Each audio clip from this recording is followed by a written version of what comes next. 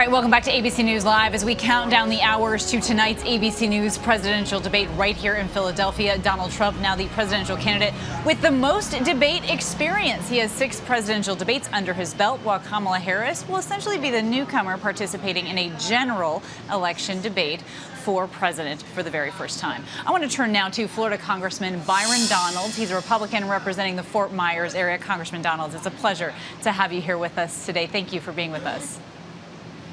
It's good to be with you. Let me first ask you about how you spent, is it today or the last couple of days? I know you spent some time meeting with voters right here in Pennsylvania. You posted it on social media. Did they share with you some of the things that they would like to see from the candidates tonight? They share with me their concerns. Their concerns are very clear. Inflation was top of the list. What's going on with the economy? Is there a way that they're going to be able to get ahead and be successful, whether that's here in Philadelphia or any other city across our country? That's the #1 issue on top of everybody's mind. I think the second thing is who's actually going to help get our country on track. And voters are really looking for this. In Donald Trump, you had a president where our inflation was under control, our economy was great, our border was secure, and there was no new wars. Compare that to Kamala Harris and Joe Biden, you have the exact opposite. People are looking for leadership, and they're looking for America to be great again. And let me ask you this, Congressman Donalds. You told one of our investigative reporters, Olivia Rubin, during the Democratic National Convention, something that really stuck with me. Because there was a lot of talk about vibes and joy in the Harris-Walz campaign. And you said to Olivia that, you know, joy and vibes and encouragement doesn't necessarily feed your family, right? It doesn't put food on the table. But there's no question that image is important tonight and will be watched. How would you advise Donald Trump to approach this debate knowing that? I think what you saw out of Donald Trump in Atlanta 2 months ago is what you're going to see tonight. He's going to be calm. He's going to walk in. He's going to set up the contrast between his successes and the failures of Kamala Harris and Joe Biden. And then he's going to let the people decide for themselves. If you look at polling, doesn't matter what the poll is, when you talk about the major issues facing the American people, they all favor Donald Trump. When you ask the American people, they're looking for an agent of change to get the country back on track.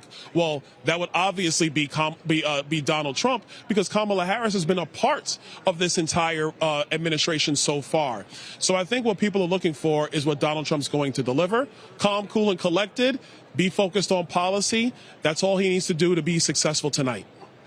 Let's jump into some of that policy if we can quickly. We've been told that Matt Gaetz has been throwing some pretty hard questions Trump's way regarding legal troubles and his stance on abortion as they prepare for this debate. I know it's hard for you to say exactly how he would answer those questions, but I'm wondering if you can tell us what you anticipate his tone being like. I think his tone is going to be matter of fact. We do have to acknowledge that many Americans, myself included, but many Americans across the political spectrum have looked at these legal cases, and they understand that this is election interference. This is lawfare brought to us by high-ranking Democrat officials. That's what Robert F. Kennedy Jr. is saying, that they've weaponized the legal system against Donald Trump. But on the stage tonight, I think Donald Trump is going to take that question and focus it back on what is happening in the lives of the American people, because that's what matters more than anything else.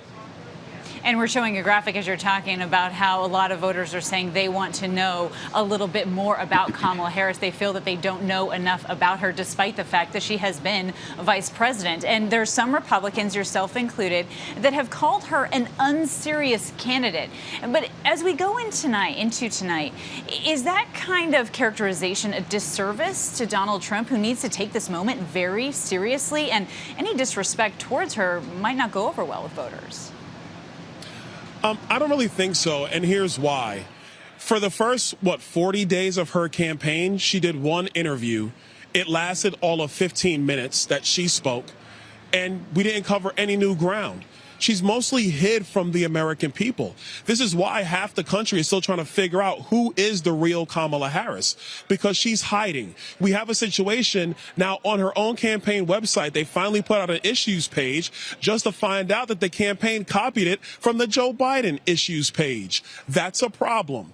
You can't just run on vibes and joy. You have to talk about the concrete policy decisions that are going to impact the lives of the American people. She has not done that. And And so when people might say that, is she serious about this campaign? There are many people who have that question, because if you can't talk to the press, if you can't take hard questions, how are you going to sit across from Vladimir Putin? How are you going to sit across from Xi Jinping? How are you going to secure our southern border? How are you going to make the serious decisions about the American economy?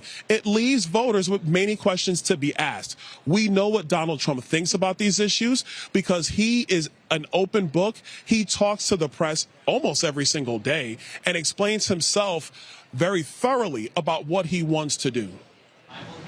And Congressman, we've been told that Vice President Harris will attempt to get under Donald Trump's skin, and we've even been told that she's essentially trying to do it even before this debate starts. Do you think he'll be able to keep his composure and really stick to policy, as we know many of his advisors are encouraging him to do? Yeah, no, I'm not concerned about that at all, because her whole debate strategy is the most telegraphed thing we've ever seen. We know that when it comes to policy, Kamala Harris is radically liberal. We know this. Her progressive policies are well outside the mainstream. Her economic policies that she's even put forward in this campaign do not work at all. Taxing unrealized gains, even her own supporter, Mark Cuban, has said that would destroy the stock market. So that's a nothing burger. It's just talk, not substance. And so the pressure is on her to deliver. And since she doesn't have policies that can deliver for the American people, we have this telegraphing of a sophomoric strategy of trying to get under Donald Trump's skin. I will tell the American people right now, if her whole focus is to get under his skin, then she's not serious about the issues facing the American people. That's not a strategy for success. We see it coming a mile away. Donald Trump is going to be just fine. He's dealt with people from all walks of life throughout his entire career. He'll be able to stand up to Kamala Harris tonight with no issue whatsoever. And Congressman Donalds, some of the polls show that Trump's criticisms of Harris being too liberal, being too progressive, are actually sticking in some areas. But we've seen Harris sort of moderate some of her positions in this campaign. What is Trump going to try to do tonight to try to paint her again as too liberal? Well, first of all, let's answer the question of, has Kamala Harris moderated? I don't know, and neither does anybody else, because we haven't seen her articulate her policy positions anywhere, for that matter. She didn't do it on CNN about a week or so ago. She hasn't done that on the campaign trail. So how do we know she's moderated? Are we just going to take her word for it?